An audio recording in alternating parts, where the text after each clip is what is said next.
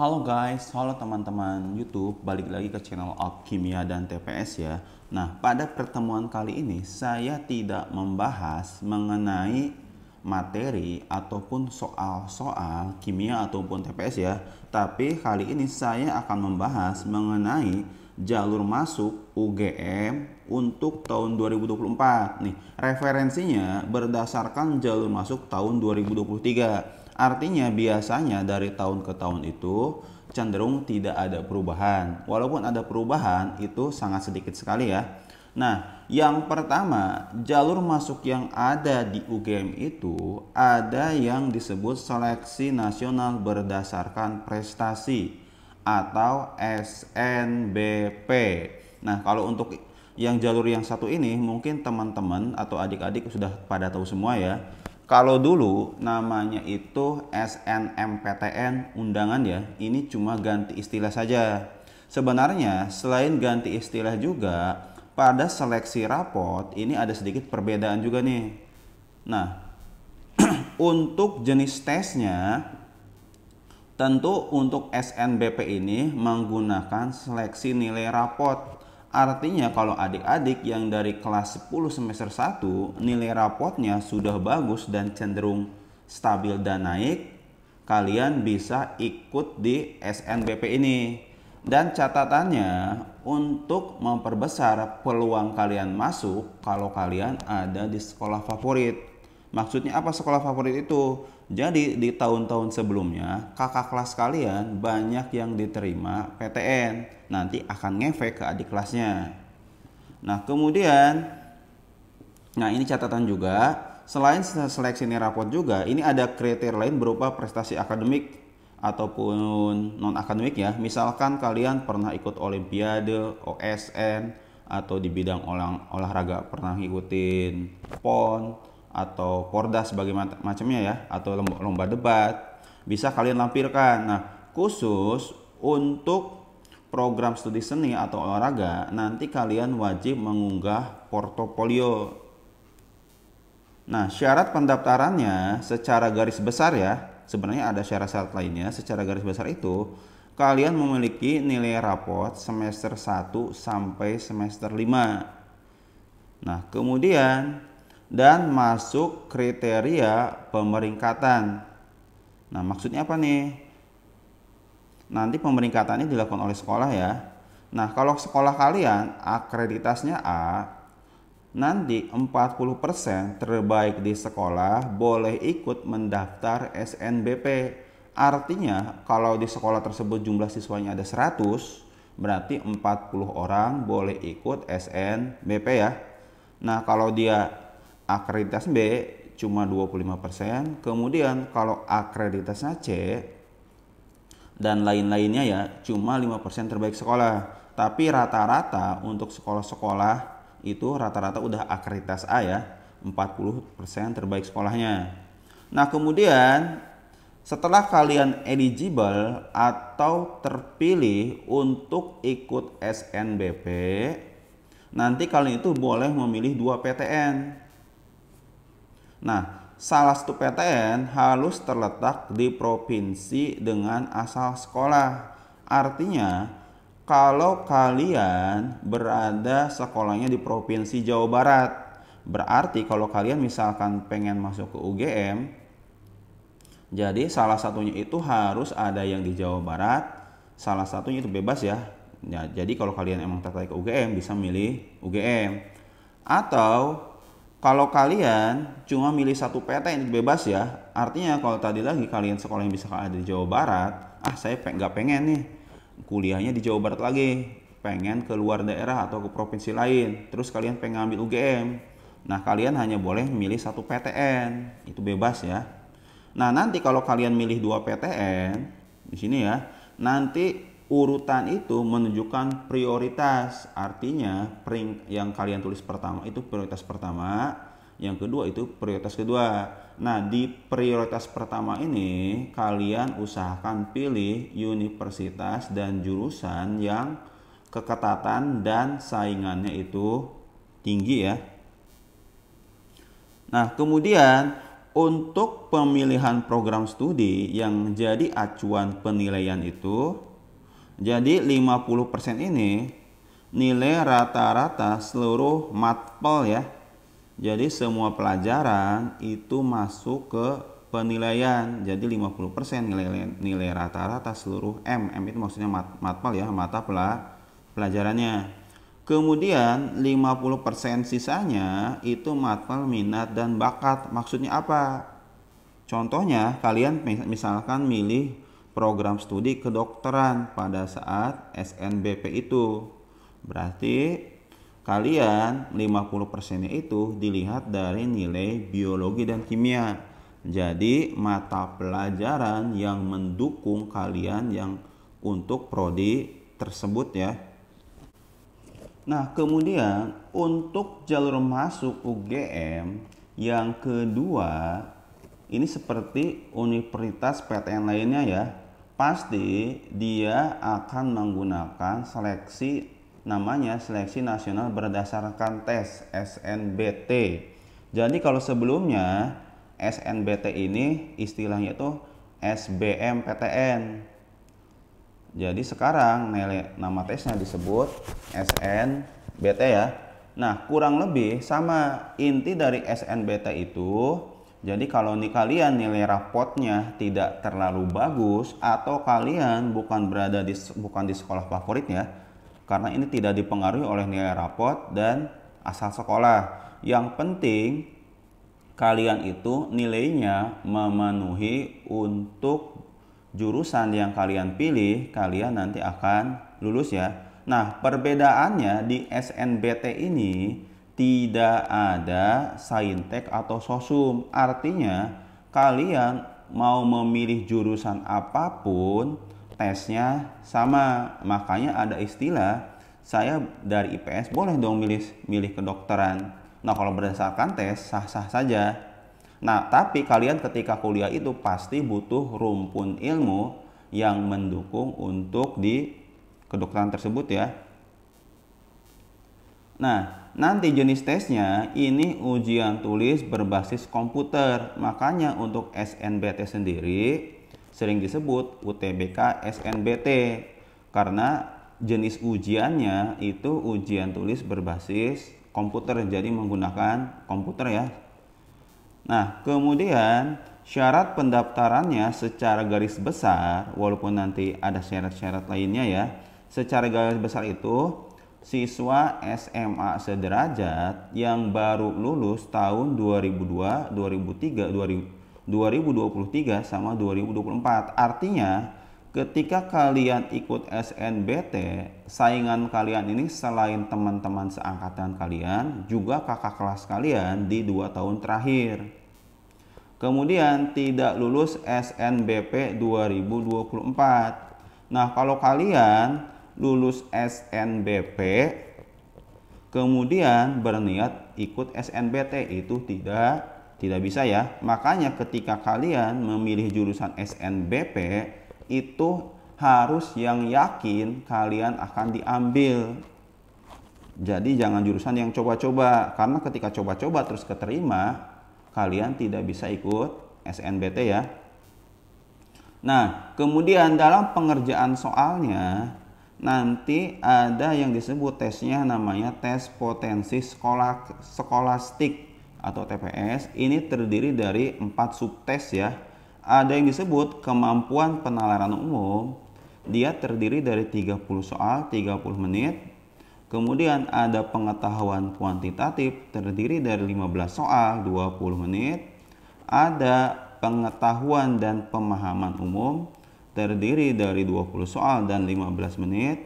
Kemudian kemampuan memahami bacaan dan menulis 20 soal 25 menit. Nah, kemudian ada literasi dalam bahasa Indonesia dan bahasa Inggris.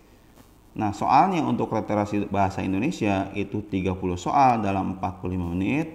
Dan untuk bahasa Inggris 20 soal dalam 30 menit. Nah, dan yang terakhir subtesnya ada yang disebut penalaran matematis. Jumlah soalnya 20 dan waktu pengerjaannya 30 menit. Nah, untuk pemilihan program studi, nanti kalian itu boleh memilih 2 prodi pada 1 PTN.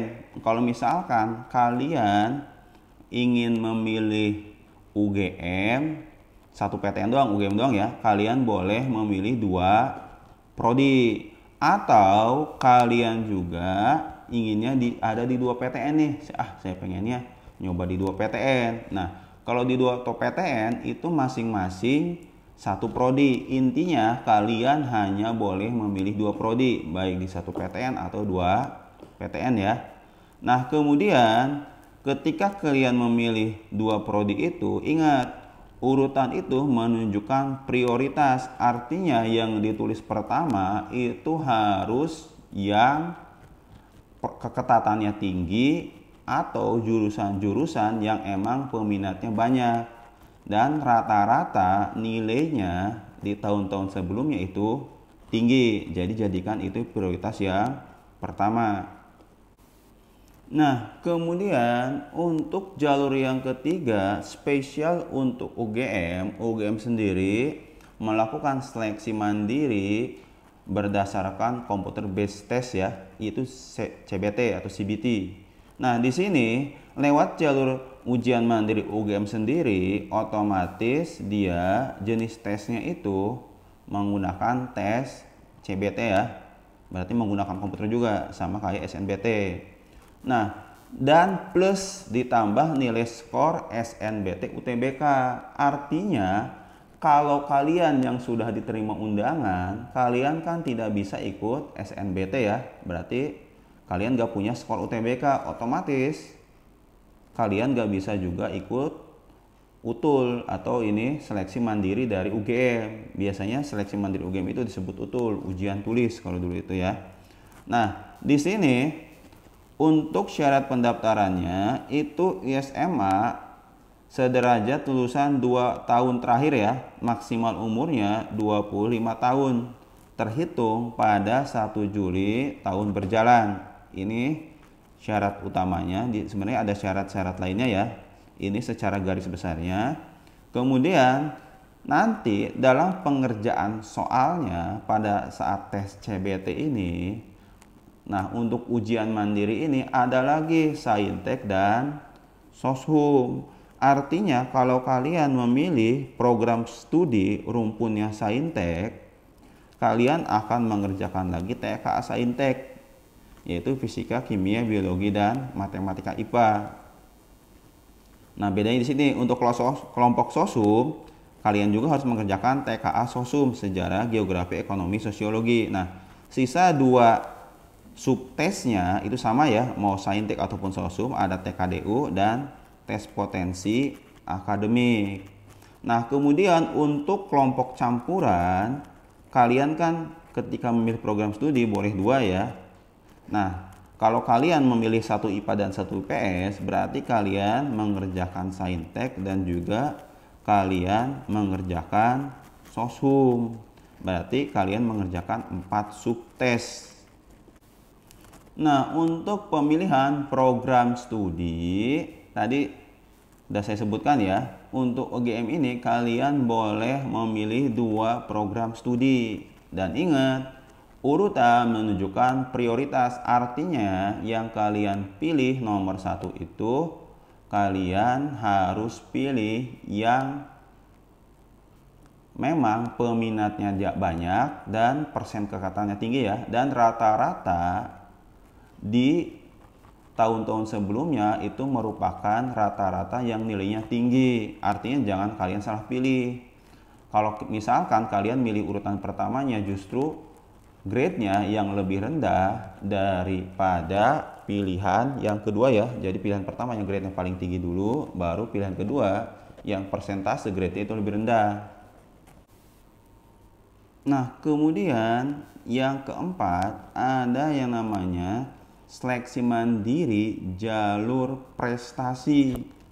Nah, untuk seleksi mandiri jalur prestasi sendiri ini dikhususkan untuk siswa-siswa memiliki prestasi di bidang tertentu, baik itu akademik ataupun non akademik ya, tapi terkendala sesuatu hal. atau dia itu perlu dibantu ya. Nah, contohnya misalkan untuk jenis tesnya ini kita menggunakan nilai rapot prestasi akademik ataupun seni ataupun olahraga ataupun iptek ya. Nah, nanti syarat pendaftarannya yang pertama itu ada penelusuran bibit unggul berprestasi. Nah, jadi untuk penelusuran bibit unggul berprestasi ini, kalau misalkan siswa ini memiliki prestasi, apakah itu di lomba bidang seni, iptek, itu hitungannya untuk tingkat kejuaraan yang diakui itu ya, itu diselenggarakan oleh UGM sendiri, oleh provinsi, nasional, dan internasional. Nah, kalau kalian siswa-siswi yang berprestasi, apakah bidang seni, iptek, dan lainnya ya, atau bidang olahraga, kalian bisa daftar lewat sini. Tapi tingkat kejuaraan yang diakui itu lomba yang diadakan UGM sendiri, kemudian tingkat provinsi, nasional, dan internasional. Kemudian untuk penelusuran bibit unggul tidak mampu. Nah, ini untuk membantu siswa-siswi yang memiliki prestasi tinggi tapi ada terkendala ekonomi. Nanti syarat dan ketentuannya lebih jelasnya bisa kalian akses di situs UGM resminya ya. Kurang lebih garis besarnya, jika kalian siswanya itu memiliki prestasi tinggi tapi ada terkendala masalah ekonomi, bisa kalian ikut jalur ini ya. Nah, kemudian penelusuran bibit unggul kemitraan. Nah, kalau kalian siswanya memiliki prestasi tinggi, nah, dan dibiayai sepenuhnya oleh mitra UGM yang kredibel. Artinya kalian itu punya prestasi, terus ada yang mau mensponsori, misalkan kerjasama sama perusahaan A atau apa. Nanti kalian bisa lewat jalur ini ya. Kemudian penelusuran bibit unggul kemitraan untuk vokasi. Jadi ini sama kayak yang atas, tapi ini untuk vokasi atau D3 ya. Kemudian seleksi mandiri jalur prestasi berikutnya ada penelusuran bibit unggul SMK. Artinya ini jalur keseleksi khusus untuk siswa-siswa berprestasi, khususnya adik-adik dari siswa SMK ya. Selanjutnya ada penelusuran bibit unggul 3T. Jadi 3T sendiri untuk daerah-daerah tertinggal, terdepan, dan terluar. Khususnya biasanya di daerah Indonesia pinggiran ya, yang masih butuh perhatian khusus. Nah, untuk adik-adik yang berada di sana bisa lewat jalur sini. Kemudian sama seperti yang atas, jadi dia untuk daerah tertinggal dan ada khususnya daerah tersebut ini harus bersedia menjadi laboratorium Tridharma UGM. Jadi sama seperti yang di atas, daerah tersebut daerah tertinggal, terdepan, dan terluar, dan daerah tersebut bersedia menjadi laboratorium Tridharma UGM. Apa itu Tridharma? Tridharma sendiri itu mencakup pendidikan, penelitian, dan pengabdian di daerah tersebut. Nah, kemudian ada jalur seleksi bibit unggul daerah afirmasi Tridharma UGM. Jadi kurang lebih sama seperti yang di atas. Daerah afirmasi sendiri itu daerah yang butuh perhatian khusus. Jadi kalau kalian tinggal di daerah tersebut, kalian bisa mengajukan lewat seleksi jalur ini. Nah, demikian untuk jalur masuk UGM yang akan diperkirakan untuk tahun 2024 ya, akan tidak jauh berbeda untuk tahun 2023. Jika kalian suka dengan video ini, kalian bisa like, share, and subscribe ya.